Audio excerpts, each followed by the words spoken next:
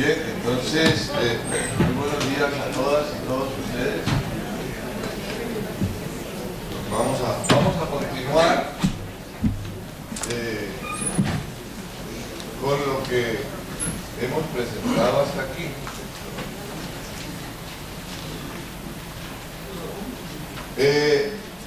Ayer íbamos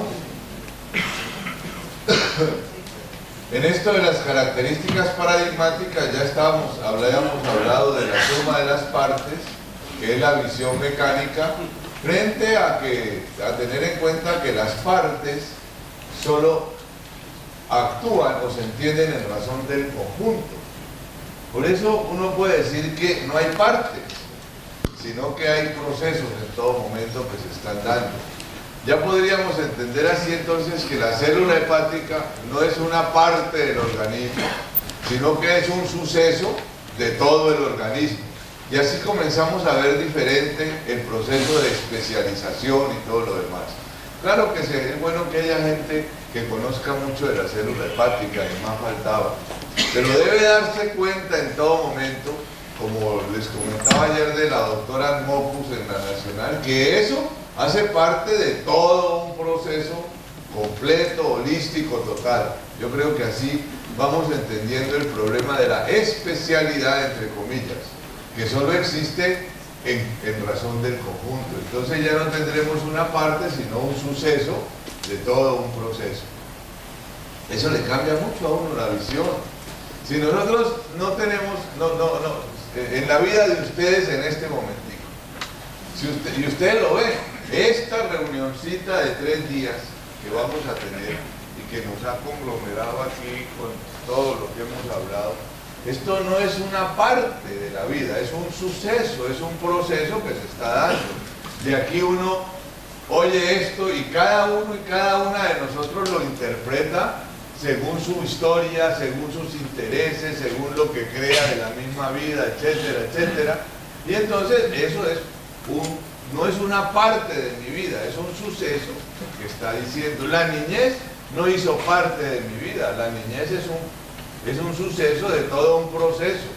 Aquí a la edad de uno que tiene más de 60 años, todavía hay restos de la niñez, están allí comportamientos que trae uno desde niño. Es que esto es muy fácil. Yo no veo por qué le ponemos tanto problema si esta visión es la más fácil que hay, la más sencilla, la más dinámica, la de más cambio. ¿No les parece muy fácil, pues? Pero entonces nosotros decimos, sí, claro, no es que la niñez hizo parte de mi vida, es que la niñez es mi vida todavía. Los miedos, el regaño, en que cada uno de ustedes y cada una de ustedes cuando menos piensa se mira al espejo y descubre la mirada del papá que se murió hace 10 años, pero la descubren ahí el mismo gesto, ¿o no? Con los hijos repiten los gestos que le hizo uno de pronto la mamá y uno se descubre en eso. O no hay pues una memoria cognitiva. Es que esto es a mí me parece tan pendejo, tan fácil. Me parece muy complicado el mundo mecánico que armamos, dividiendo en partes la cosa y volviendo es una realidad. De modo que eso es lo que quiere decir con esto. Hay un tejido sin costuras que es lo sistémico, lo complejo. Entonces, ¿con qué derecho cogemos el hígado y lo separamos del resto del organismo para que lo maneje el señor hepatólogo, gastroenterólogo, lo que sea? ¿No les parece pues que eso es una locura o no? Y pensar que ese hígado no funciona acorde con el tum de un corazón y de todo eso. Esto es muy fácil. Esto es, a mí me parece tan sencillo, pues, no es sino voltear uno a mirarse, uno descubrirse uno, y ahí está eso. Por ejemplo, lo de las células, ahora que hablaba del hígado, hombre, es la locura como hemos visto la célula. ¿Cómo hemos visto la célula? Aislada, hermano, como todo es aislada, apachurrada, muerta y tincionada. Y eso lo llamamos la célula del hígado. No, hombre, eso es una caricatura de la célula del hígado, ¿no? Díganme si no, pues. Aislada, muerta, tincionada y vieja, ¿sí? Porque duran 20 años con esa tinción viendo la misma. Entonces, Es la locura, es caer uno en cuenta de esto tan sencillo. Correcto, eso es. Lógico, aquí cae la especialidad, aquí es la universalidad, ¿no? Porque aquí dice universidad, pero no es universidad, es universalidad. Esos errorcitos que a uno se le pasan. Especialidad, universalidad. Aquí en esta visión mecánica hay estructuras y fuerzas y mecanismos que interactúan.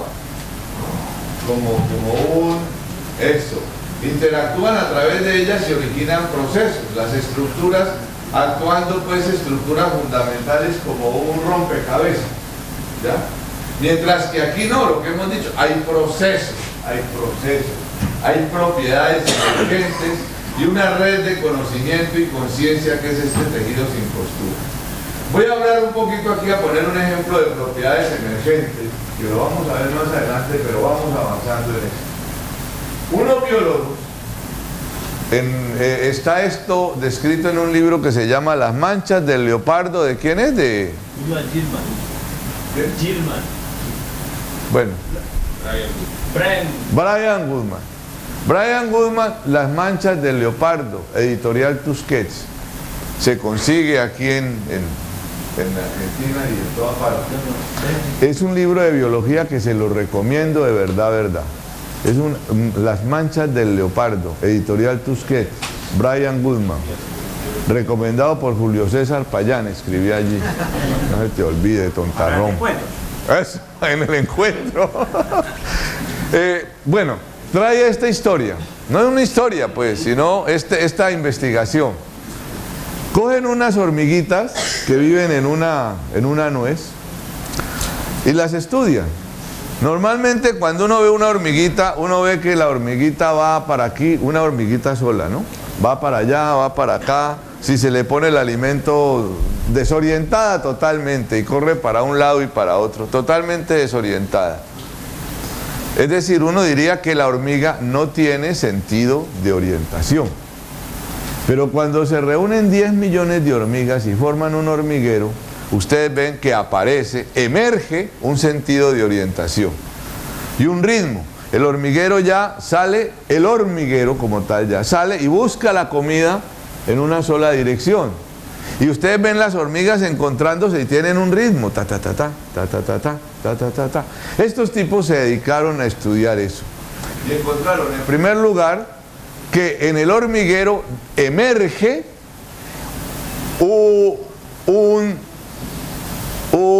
la capacidad de orientación que no se encuentra en las hormigas por separado. Es decir, si uno ve un hormiguero orientado y lo desmembra en hormigas para estudiarlo, pues va a perder ese proceso emergente que es el proceso de orientación, ¿no es cierto? ¿Me entienden? Ese es un proceso emergente. Y que por otro lado el hormiguero como tal adquiere un ritmo de descanso y de trabajo que cambia también según la densidad del hormiguero. Cuando se sacan hormigas de allí, ese ritmo comienza a variar. Es decir, hay unas propiedades emergentes en el hormiguero que desaparecen o no se encuentran cuando se estudian las partes.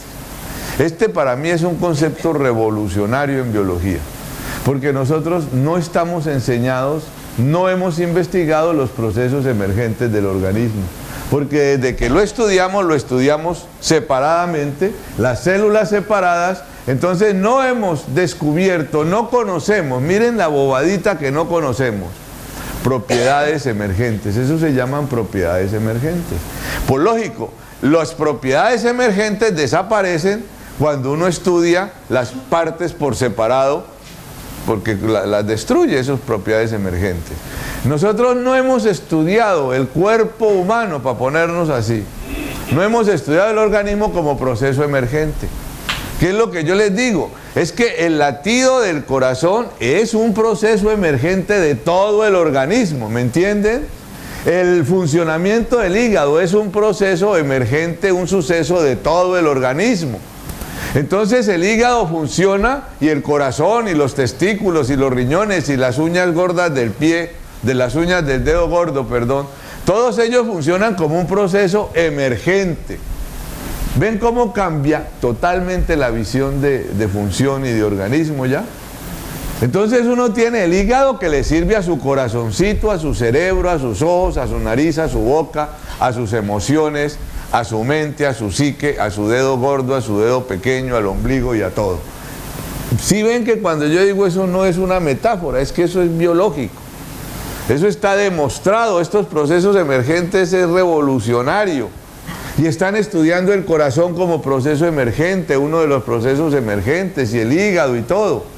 Entonces allí ustedes comienzan a ver, no sé si logro romper a veces esas oscuridades que tiene uno en la mente y esos diques, y comienza a ver uno un organismo fluido, emergente, con su corazón para sus hígados y sus riñones, el proceso autoorganizativo.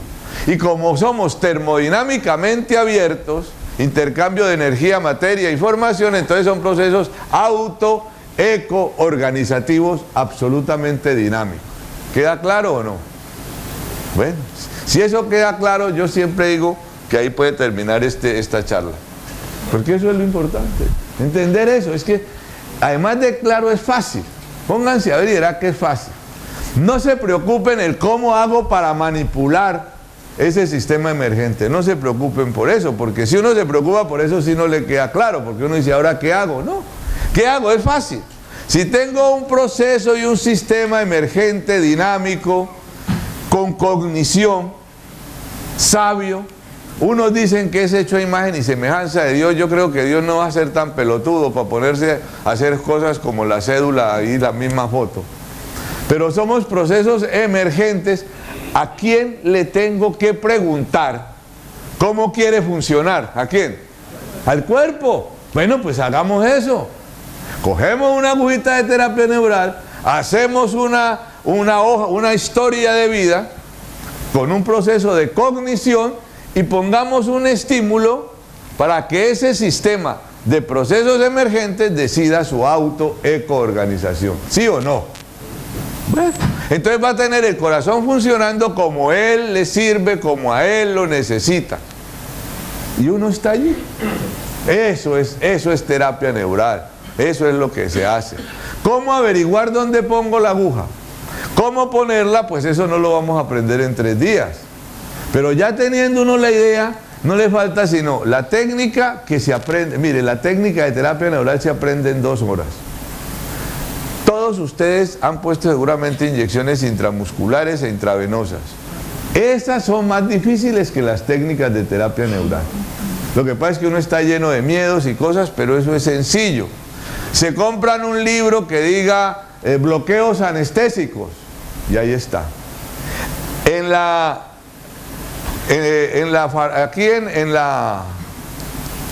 Yo no sé, Ricardo, ¿estás por ahí? Ricardo Machiavelli ya se voló. Ah, allá está. Ricardo Machiavelli, cuando estuvimos en el 99, descubrió en la biblioteca del Senado un libro escrito por 2 argentinos médicos eminentes. Uno vivo aún, creo, el doctor Albanese y Finochetto. Ellos, yo no sé hace cuántos años, aplicaban procaína a pequeñas dosis en puntos para mejorar enfermedades. 1946. ¿Cómo? 1946, están aquí entre ustedes, ahí encuentran librito. En ese librito hay unas técnicas también, ¿no es cierto, Ricardo? Y muy buenas, entre otras cosas, están descritas. Allí está, ahí tienen los libritos. Métanse a esa hoja www.terapianeural.com, ahí también se consiguen.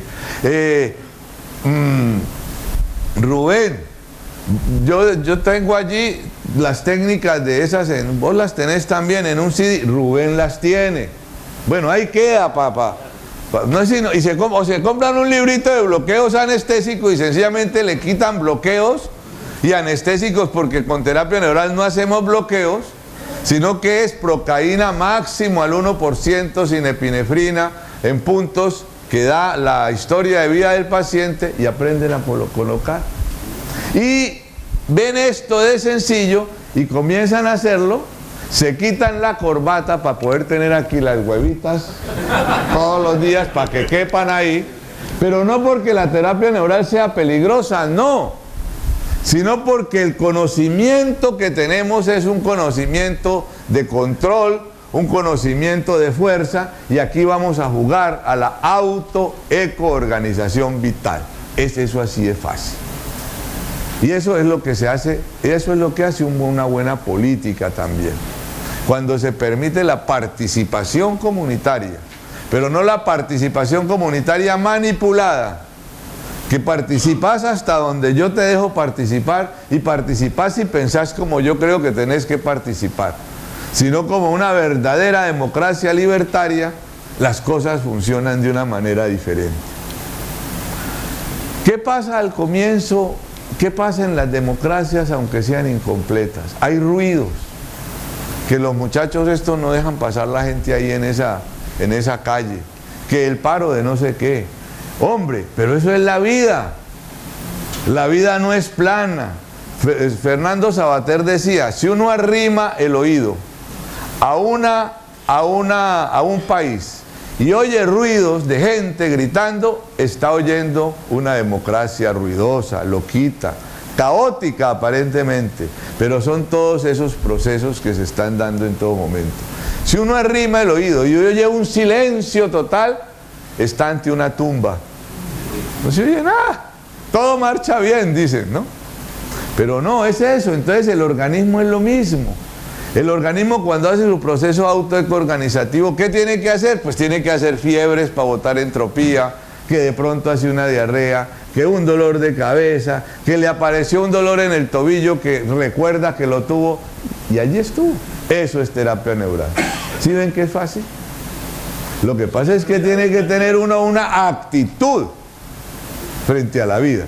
Ese sí es lo difícil, ¿perdón? ¿La enfermedad entonces es una alteración de ser? Yo diría que la enfermedad es una manifestación. Una manifestación de un proceso auto-eco-organizativo. Correcto, Choquejo 5. Gracias, doctor. Uno que se va de aquí porque sabe mucho. Vaya, hermano. Finalicé. Sí, claro, es una manifestación de proceso auto-eco-organizativo. Ahí donde está usted sentado, hermano, está haciendo auto-eco-organización. Aquí donde estoy yo, estoy haciendo auto-eco-organización. De modo que no es que hago auto-eco-organización cuando estoy sano y cuando estoy enfermo no lo hago. No, es una manifestación de todo ese proceso. Así de fácil. O sea que entre enfermedad y salud no hay una división, sino que son sucesos de todo un proceso. Eso es fácil. Lo que pasa es que en un momento dado esos procesos auto-eco-organizativos se vuelven lesivos para el mismo organismo. Pero ya veremos lo que son, si tenemos tiempo, de patrones de organización y de forma, es sencillamente el organismo haciendo sus patrones de organización. Porque en el hormiguero uno puede decir, mire, el sentido de orientación es un patrón de forma, pero en él está implícito un patrón de organización, ¿me entiende? De organización que da origen a un patrón de forma. Eso también es revolucionario en la biología y en las matemáticas del caos y en todo eso. Entonces, eso es el organismo. Mire, les voy a decir, desde que aparece la vida, dicen los que saben, hace 15.000 millones de años, unos años más, unos años menos, no hay problema. Hace 15.000 millones de años, desde que aparece la vida organizada, han desaparecido el 98% de las especies. Eso es biología también pura. 98%. ¿Pero qué ha permanecido? La vida, jugando. Claro, han desaparecido el 98%, pero han surgido también 100 y pico más, entre ellas nosotros. Es decir, es que la vida se mueve. Por eso digo que la maldición es epur se mueve. Se mueve, y para moverse tiene que cambiar para permanecer. ¿Entiende? Es todo ese juego. Nosotros somos manifestaciones de esa vida también. Entonces estamos dentro de ese patrón de organización de la vida. Espera.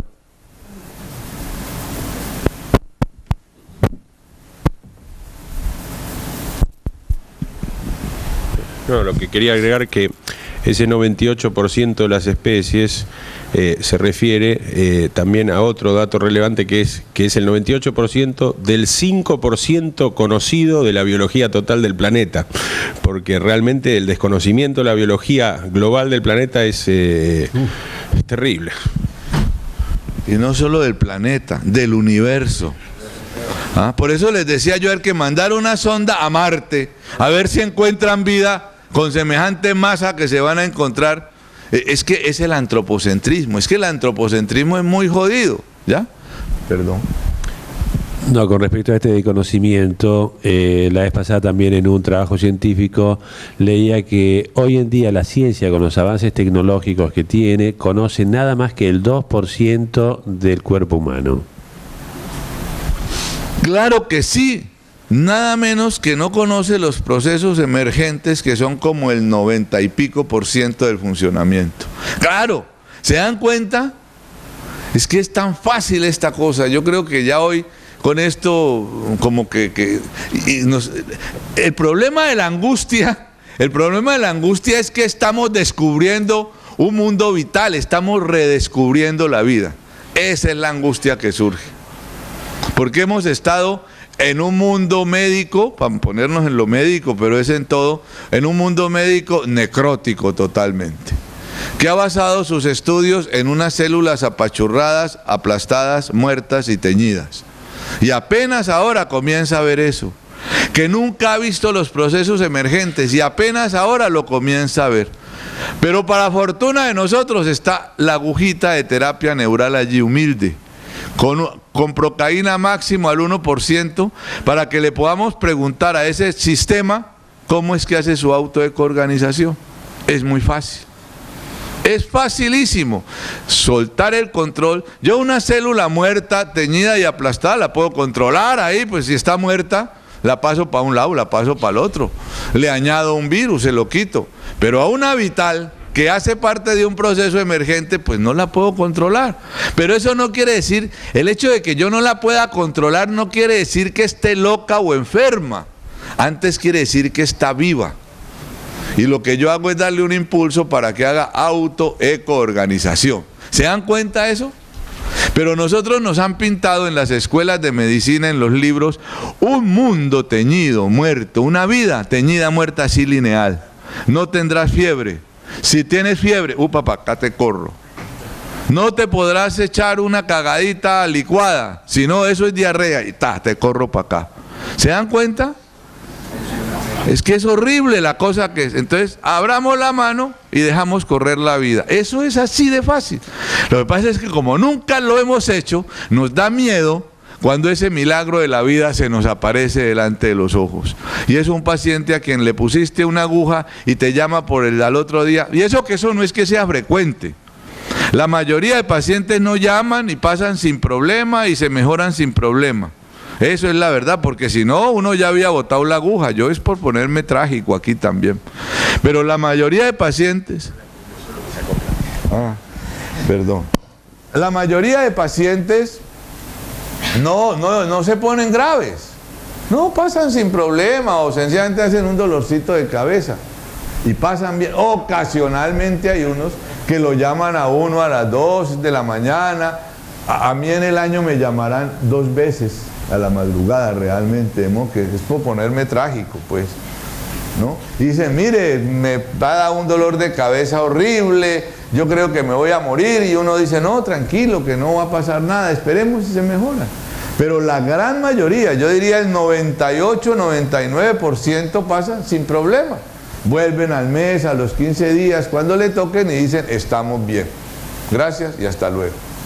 Eso es así. Pero entonces tampoco es, pues yo es que me pongo trágico y las digo que las tengo aquí, pero eso tampoco es pues para... Es cuestión de costumbre. Ya.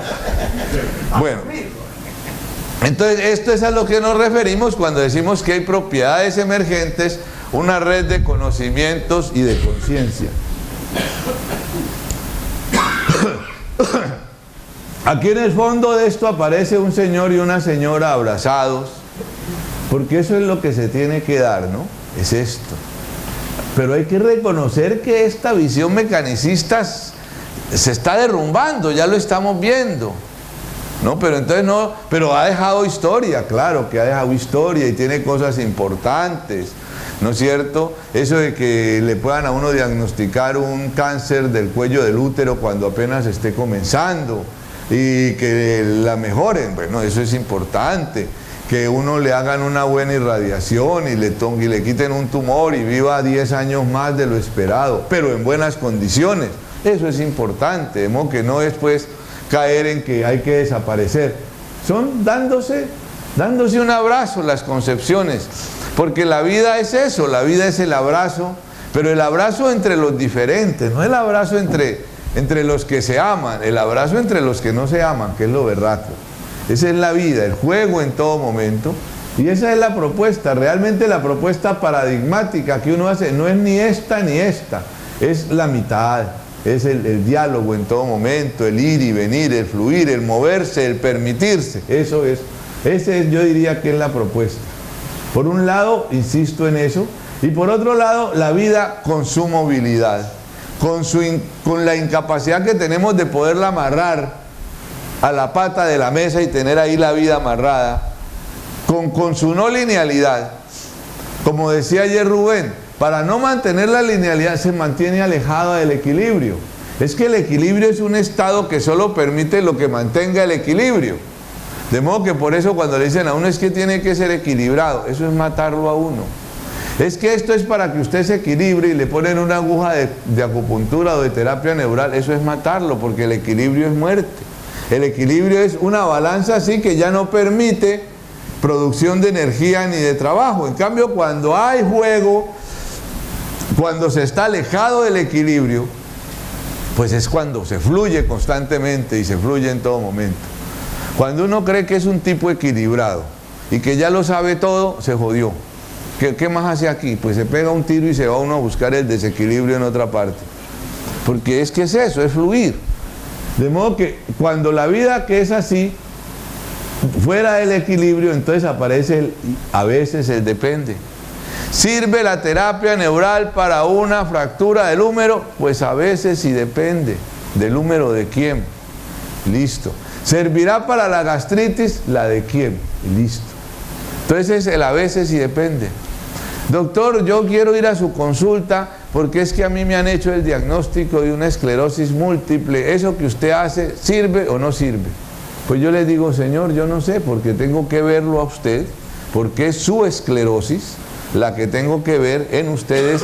De mi artritis, como me decía la paciente de la otra vez, de mi artritis, hay que verlo. Y viéndome, ¿me va a curar? Pues no tengo ni idea, depende cómo responda su organismo. ¿Y eso que usted hace sirve para la esclerosis? Pues a veces, y depende. ¿De qué depende, doctor? Pues del que tenga la esclerosis. Claro, es así de sencillo. ¿Y no es esa la respuesta que debemos dar los médicos a todo o no? Esa es la respuesta. No me digan que la ortodoxia puede decir, véngase para acá que sacándole esa vesícula llena de piedra se va a mejorar. No, doctor, ¿me mejoraré? Hombre, pues depende. ¿De qué? Pues depende si el dolor realmente es por eso y a ver cómo sigue usted. Esa sería la visión lógica, ¿no es cierto? Claro. No, eso no tiene nada de raro. No tiene nada de raro. Lo que pasa es que con la blusa blanca, hemos tapado la ignorancia y estamos dando unas falsas certidumbres.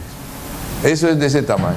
Y esas falsas certidumbres le sirven mucho a las casas productoras de droga. No, esto se mejora en el 70%, pero resulta que a los 6 meses aparece otra que también mejora en los 70% o en el 75% y tan, y llenos de falsas certidumbres. Pero como cada certidumbre nos la han empaquetada en un vademecum, en un bastón del imbécil, andamos detrás de eso como una quimera, detrás de todo eso. Y a los que planteamos esto nos dicen soñadores, utópicos, pendejos, y nos piden las certidumbres que el otro sabe que él mismo no puede dar. Es de ese tamaño y eso es lo que nos ha ocurrido desde ayer aquí a muchos y a muchas de nosotros, y que nos ocurre todos los días, ¿sí o no? Entonces, si ven que es fácil uno verse para adentro con frescura, entonces es el a veces o depende. Y de aquí en adelante, cualquiera que me haga una pregunta difícil, le decimos a veces y depende. Punto. Se acabó la desgraciada vida. Esta, como hemos dicho, basa en resultados, ¿no es cierto? Espera el resultado. ¿El resultado? ¿Cuál es el resultado esperado? El control. Meterte en el modelo.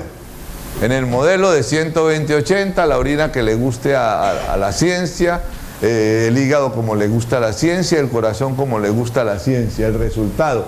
Mientras que aquí aparece la importancia, ayer hablamos de eso, del proceso, de la virgen esa antes de tener un puesto de salud, del proceso vital que hace que yo me reencuentre. Es que nos hemos perdido de nosotros mismos. El ser humano ha desaparecido de nosotros mismos y el ser social con mayor razón.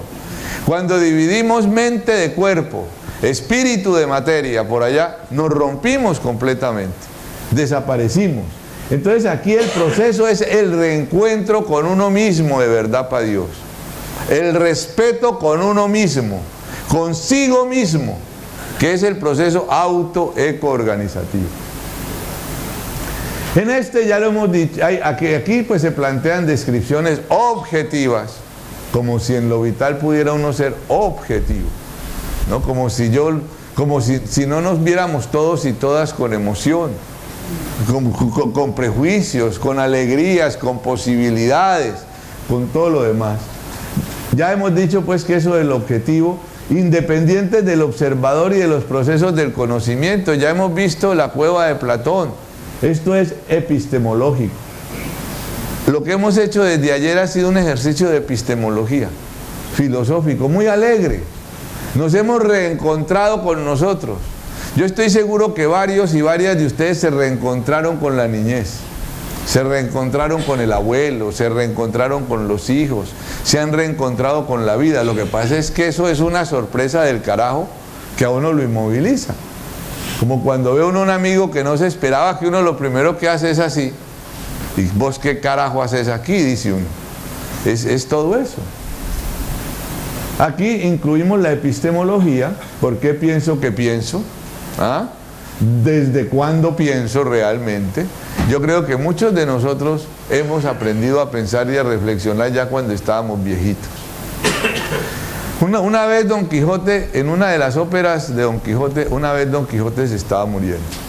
Y el larguirucho ese estaba ahí pues tirado ahí boqueando. Y entonces todo el mundo lloraba a su alrededor y el Quijote se reía. Hasta que cayeron en cuenta que el que se estaba muriendo se reía y los demás llorando. Entonces le dicen, no, Don Quijote, ¿y vos por qué te reís? Entonces Don Quijote les dice, vean, yo cogí un caballo pues ahí todo flacuchento, lleno que se le veían los huesos, todo mal parado, lleno de llagas, y lo llamé mi Rocinante. Cogí una vieja desdentada, lagañuda o lagañosa, con unos pelos así todos sucios, con unas ancas así delgaditas, toda torcida, y la llamé mi Dulcinea. Cogí un berraco chiquito, analfabeta, gordo, mentecoso, bestia, bruto, y lo volví mi escudero Sancho Panza. Me di el gusto de pelear contra molinos de viento a quienes declaré mis enemigos, lo mismo que a esas cosas de ovejas y todo eso. Dice, yo muero feliz porque he vivido. Ustedes lloran porque recién se están dando cuenta que no han vivido. Y eso es. Nosotros no hemos vivido, han vivido por nosotros. A nosotros nos han dicho qué pensar, cómo tiene que ser la célula del hígado, y nos han dado una aureola de bata blanca para andar controlando a todo el mundo, y por eso no hemos vivido. Y por eso muchos médicos y médicas y personal de salud espera con ansia su jubilación para no volver a ver en su berraca vida a un enfermo, para no tocar una pastilla y para no seguir mintiéndose a sí mismo y a los demás. Entonces eso es lo que pasa. Ese es el por qué pienso, desde cuándo pienso. Esto de la terapia neural es ver la vida todos los días, es verla surgir allí todos los días, es verla moverse todos los días. Cuando yo les digo que se asombra uno que el señor o la señora que no podía mover el hombro lo pueda levantar, lo digo con absoluta verdad, no es una metáfora. Es que cuando llega una persona y me dice estoy mejor, a mí me provoca abrazarla y decirle qué rico que la vida surgió. Pero claro que eso sería muy feo, porque entonces dirían, ve, este marica cura uno al día, ¿no? Porque me abraza de la emoción, ¿no? Pero no, es eso, es rico, es volverlo a ver, y si llega peor también dice uno, pero Dios mío, ¿qué se desencadena aquí? Eso es muy emocionante.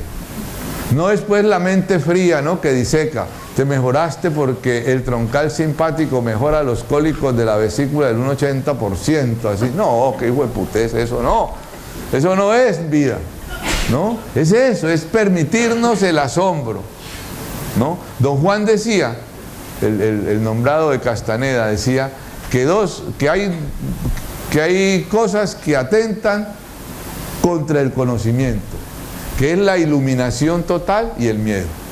Cuando uno cree que sabe todo, que está iluminado, que controla todo, pues qué interés tiene en otro conocimiento ni en nada. Aún más rechaza cualquier conocimiento que venga a causarle la mínima sombra a toda su lucidez. Y el miedo que nos da a toda hora buscar otra cosa y ver todo eso. Una vez un tipo iba de noche, iba a entrar a la casa, cuando se encontró un vecino, ¿no? Así agachado, aquí estaba el foco de luz, la bombilla, y el tipo agachado buscando ahí.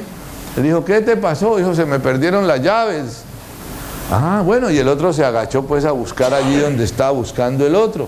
Llevaban un rato ya pues con dolor de espalda y todo eso, y le dice, ole, ¿y a dónde se te perdieron las llaves? Y el otro le dijo, allá.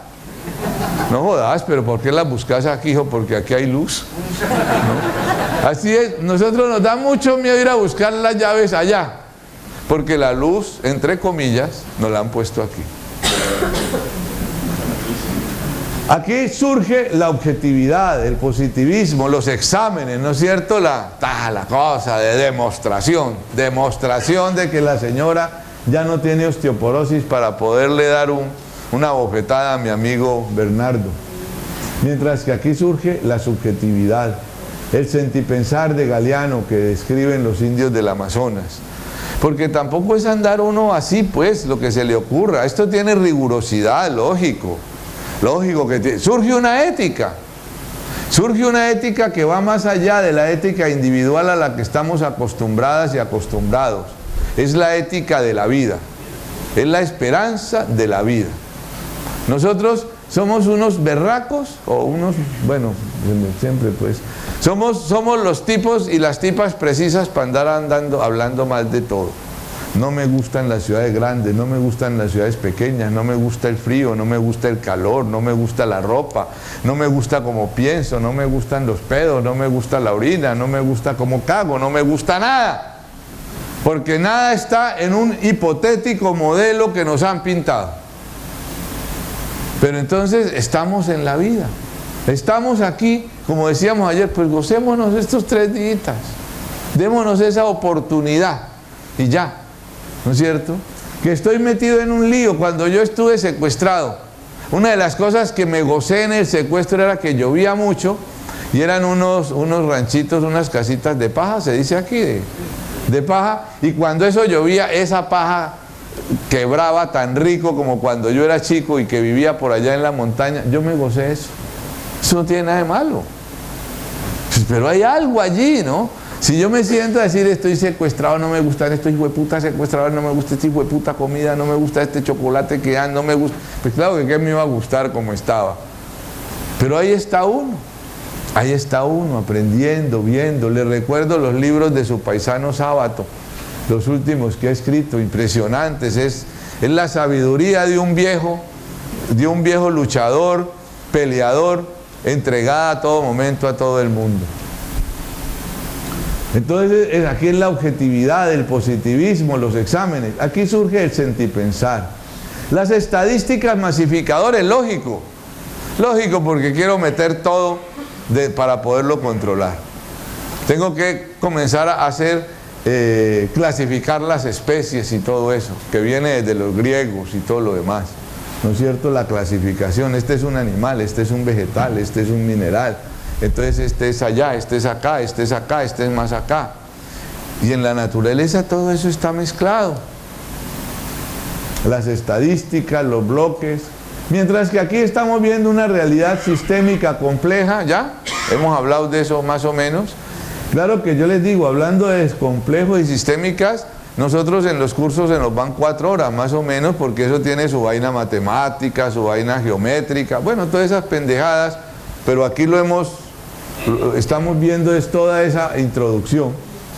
Singularidades, ¿no es cierto? No individualidades, singularidades interdependientes. En donde fíjese que la piel no es una membrana, es una frontera. En donde la membrana celular no es una membrana celular, es una frontera que permite el intercambio en todo momento. Es que es eso. Hay un libro, hay una revista española que se llama Archipiélago, muy buena.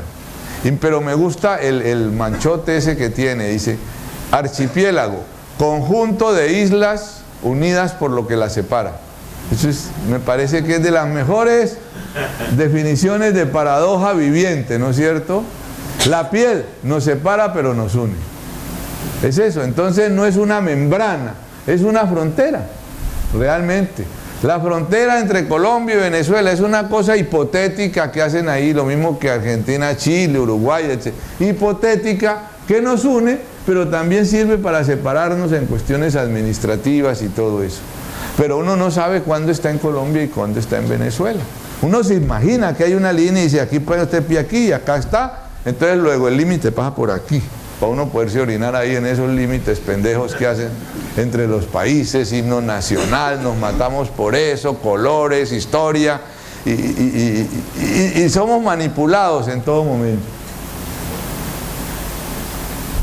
Aquí el sentipensar, aquí hay unas estadísticas, en bloques, vamos a ver esto en bloques. Los griegos decían que átomo era porque era la parte indivisible de la materia, y ya hemos visto que no es como si la vida fuera como este edificio que es hecho ladrillo por ladrillo. La vida ya hemos visto que no es así. La vida no es ladrillo por ladrillo, son procesos emergentes. Un hormiguero no es la mera suma de las hormigas. Un hormiguero es un proceso emergente de una interacción entre las hormigas, ¿ya? El organismo suyo es un proceso emergente de una interacción entre sus células y Andrómeda.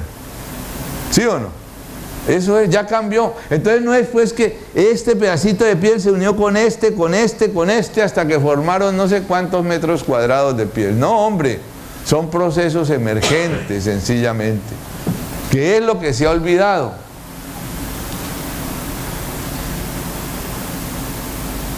En estos días apareció un artículo de genética. Yo no sé si aquí haya alguien experto o experta en genética, pero esto lo comprobé porque lo leí y me pareció absolutamente de locos. Decía allí ese artículo un investigador en una revista pues de genética. Decía el señor que la famosa relación un gen, una proteína, o un gen, varias proteínas, o varias proteínas, un gen, o varios genes y una proteína, pues había sido ya desarticulada completamente, porque la relación gen-proteína no funciona de esa manera lineal, decía más o menos el artículo. Y decía, ahí comienza mi asombro, decía que la relación entre gen y proteínas solo se había visto en el 1.5% del genoma humano. Es decir, solo el 1.5% de los genes tienen esa relación en algún momento gen-proteína. El 1.5%. Que el 85.5% restante no tiene esa relación. ¿Y saben cómo se clasificó? ¿Cómo? ADN chatarra o basura. ADN chatarra. La ciencia del genoma había clasificado el 85.5% de nuestro genoma como chatarra. Yo no sabía eso, pero ahí decía ese investigador, como chatarra. Y que por lo tanto lo que producía era material reciclable. Acaban de descubrir que ese 98.5% no era ninguna chatarra, sino que es el encargado de formar un juego relacional con el DNA mediante un sistema que se llama, creo que los intrones. Imagínense eso. El genoma humano desconocido en el 85.5. Yo no podía creer eso.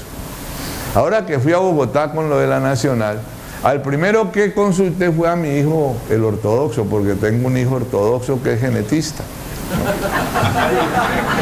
En la casa se da de todo. Entonces le pregunté, le dije, hola, mijo, ¿verdad esta vaina? Y me dijo, sí, papá. Y le dije, huevón, ¿y vos estás estudiando esto? Me dijo, sí, papá. Para que vea cómo estamos de locos, me dice él, porque pues somos muy amigos y él también cree en esto, pero bueno, cada uno hace lo que le dé la gana. Entonces me dijo, sí. Me fui a donde no le creía al hijo, dije, este berraco es porque me respeta mucho y le da pena. Me fui donde un genetista en la Nacional, ahora en el curso, me dijo, sí, doctor, así es. Y le dije, hermano, ¿y cómo han hecho eso? Me dijo, mira, es que esto es la desgracia, me dice el mismo tipo, me dirá, esto es la desgracia. Esto fue porque los primeros estudios los hicimos los hijos de la genética en la Escherichia coli. Y entonces hay un dicho, dijo, surgió un dicho, lo que ocurre en la Escherichia coli ocurre también en el elefante. Entonces lo que vieron que ocurría en la Escherichia coli, que no tiene ni núcleo, la hijo de puta bien, lo montaron al genoma. Es muy berraco esa vaina.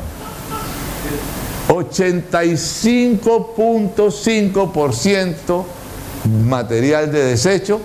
Claro, porque no producía proteínas, pues no producía proteínas como bloques básicos de construcción, pero da la posibilidad para toda la interrelación que tiene que haber entre esos ladrillos. El ladrillo de mi corazón es de mi hígado, de mi riñón, de mi interacción sistémico, una interacción que es cibernética, una asociación. ¿Ya? Perdona, Iván. Creo que desde el año 80 surgieron las primeras investigaciones. Desde el año 80 surgieron las primeras investigaciones que determinaron que todo ese 97% o 85% forma parte de justamente de la nueva visión paradigmática del genoma, que es un genoma fluyente. Claro, es que todo esto, y estoy comenzando a entrar en la ciencia infusa, todo esto que hemos hablado de ayer y que parece poético, es poético porque es la vida. Pero también tiene todo esa... Ya está constatado en la genética. Lo que pasa es que el paradigma anterior generó tanto negocio que eso no trasciende. No, y eso no es nada. No es nada. Nosotros tenemos algo así como 10 a las 9 neuronas. 10 a las 9 neuronas, que ya es una cifra respetable. Pero tenemos 10 a las 18 glías, el doble. O sea que son 10 a la 18 glías frente a 10 a la 9 neuronas. Y la ciencia infusa había considerado que 10 a la 18 glías era simplemente material de relleno, de cemento entre las neuronas. Imagínense esa burrada. Y allí han basado toda la neurología que a ustedes y a mí nos enseñaron, y con la que nosotros creemos que sabemos mucho. Están demostrando desde hace años también ya lógicamente que la glía no, que la vida no iba a poner 10 a la 18 células gliales ahí por joder, de relleno, sino que tiene una función tan importante como la neurona. Pero ese es el problema de andar buscando bloques básicos de construcción, granos de arena, estadísticas masificadoras. No creo porque veo, sino que veo lo que quiero ver, veo lo que quiero creer, que era lo que decía Feynman, ¿sí o no? ¿Ya? Entonces, hemos estado en un paradigma mecanicista que ve la vida por un huequito, pero ese huequito lo vuelve la vida. Yo siempre digo una grosería, que es como el que aprende a ver un paciente por el culito y vuelve el culo del paciente. Cuando menos piense, ese tipo se echa un viento y le sopla en toda la cara, y si ese viento va con algo sólido, lo baña en mierda. Eso está ocurriendo con ese paradigma que ha estado viendo siempre la vida desde un huequito, y desde ese huequito construyendo toda la vida. Cuando llega el momento en que comenzamos a reflexionar, entonces la vida nos echa ese flato aquí, y es ese ligero olor a ansiedad, a dolor y a desespero que nos va invadiendo en un momento dado, porque entonces decimos, ¿qué hacemos? ¿Qué hacemos? No se preocupen por hacer, la vida hará por nosotros. No es sino un pequeño impulso, y ella hace su auto-eco-organización. ¿Ven por qué ayer Rubén hablaba de que nosotros decimos que hay que mantener la ética de la esperanza? La ética de la vida que se ha perdido en jirones. Aquí entonces, con singularidades interdependientes, semillas, no son bloques básicos, son semillas. Semillas que interactúan con el medio. Semillas que al interactuar con el medio se tienen que negar a sí mismas. Yo siembro una semillita de roble, pero para que aparezca un roble siglos después, esa semilla tiene que negarse. Tiene que negarse a seguir siendo semilla e interactuar con todo el medio en todo momento. Eso es. La semilla se mueve. Epur se move, diría el otro. Pero el otro la quiere mantener estática, la diseca y la deja ahí. La pachurra y la tiñe y dice, eso es una semilla. No, eso no es una semilla, eso es una porquería de semilla porque ya no tiene capacidad de negarse. Aquí lógicamente se busca la homogenización y aquí hay la posibilidad de otras posibilidades. ¿Se dan cuenta?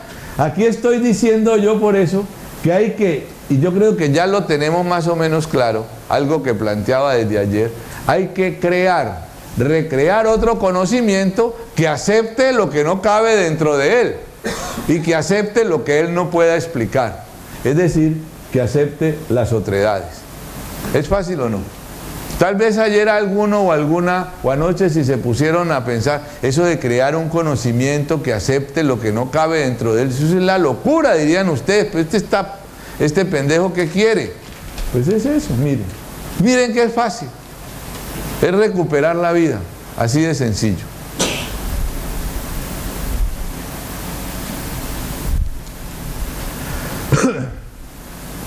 Ya voy acabando esta jartera de los paradigmas.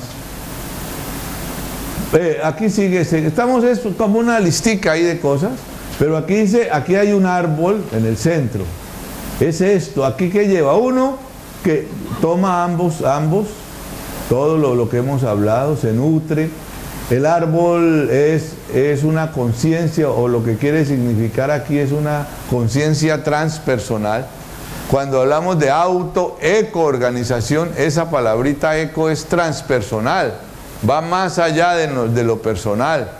Ya veíamos ayer en ese experimento que comentábamos de Clauser y Aspect del electrón, que ese árbol, todo eso, y lo vamos a ver un poquito más adelante con más ciencia infusa.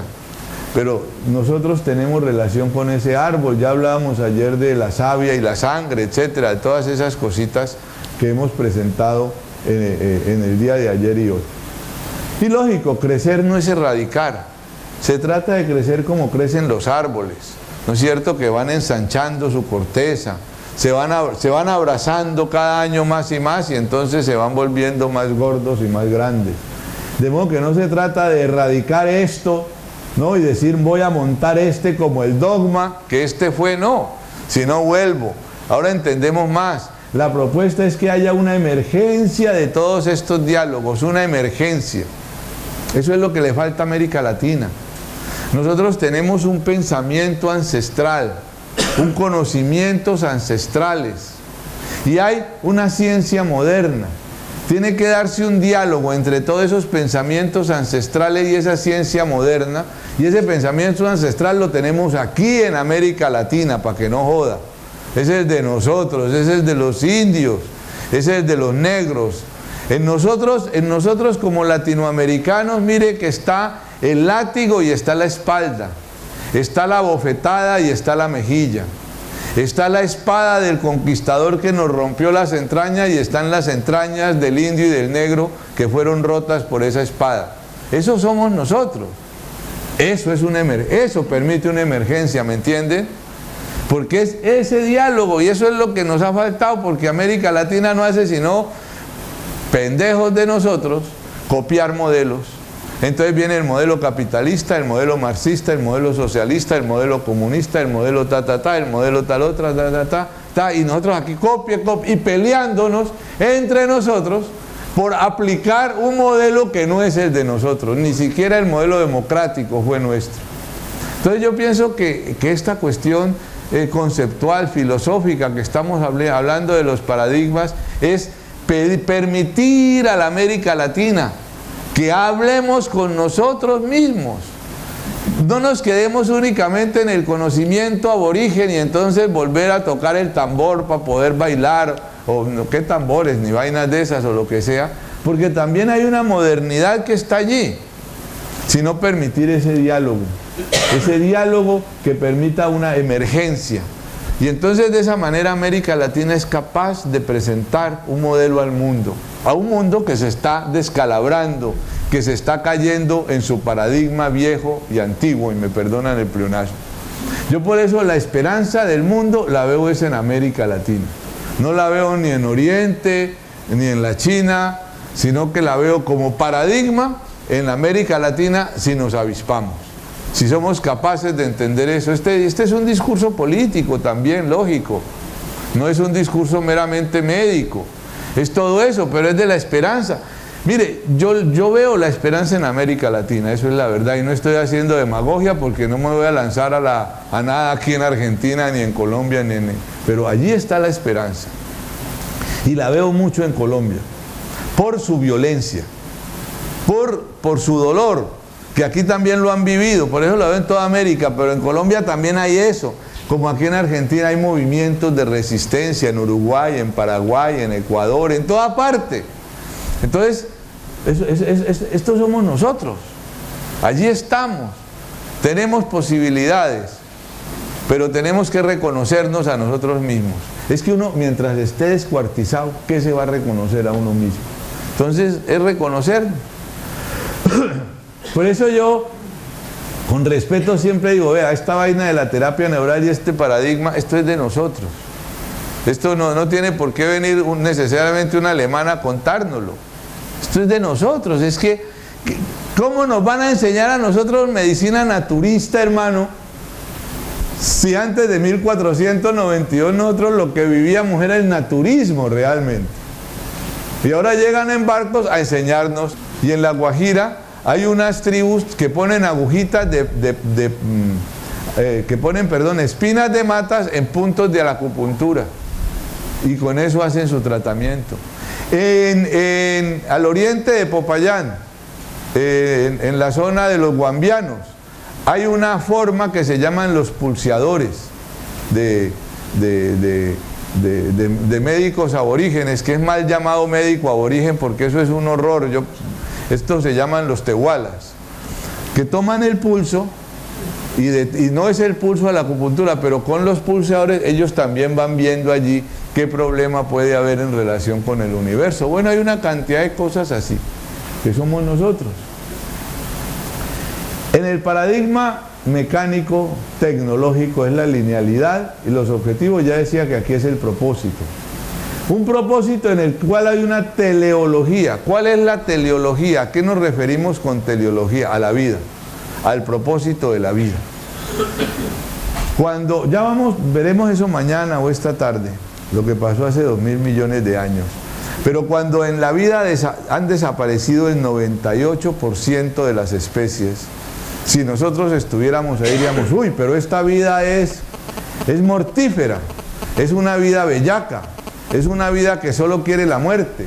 Esta vida no merece ser vivida porque mire que ha desaparecido el 98% de las especies vivas. ¿no es cierto? Los ecologistas se unirían a luchar contra la vida porque está desapareciendo o desapareció el 98.5. Pero si la vida pudiera hablar, le decía, hombre, no te asustes por eso, porque yo estoy haciendo es una teleología. Es decir, es un propósito vital, un propósito en la vida en donde están involucrados no solo las cosas mecánicas, sino hay un destino compartido. Eso es lo que alguien llamaba, se me olvidó el nombre, el principio final aristotélico. Es decir, hago esto porque voy para allá.